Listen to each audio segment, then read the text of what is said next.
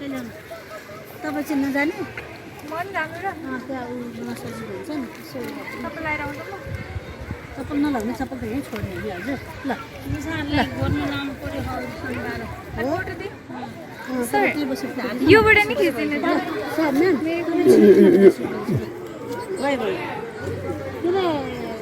Mummy विशाल बिउ ल्याऊ न खाल ल्याऊ न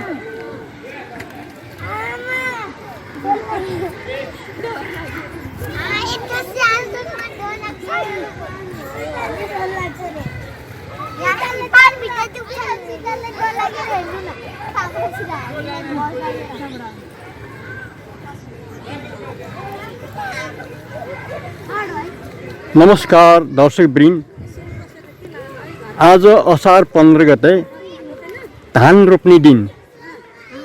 हाम्रा स्कुलका बालबालिकाहरू धान रोप्नुको लागि यहाँ लामबद्ध हुनुहुन्छ, किनकि नेपाल एउटा कृषि प्रधान देश हो, जहाँका जनताहरू अधिकांश कृषिमा निर्भर छन् र पनि अहिलेको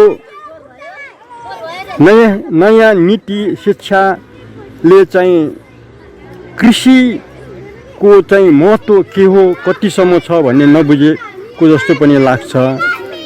अनि यसै पालिदेखि हाम्रा छिमेकी राष्ट्र भारतले गहुँको निर्यात बन्द गरि नै सक्यो, अब चामलको निर्यात पनि बन्द गर्दै हुनुहुन्छ।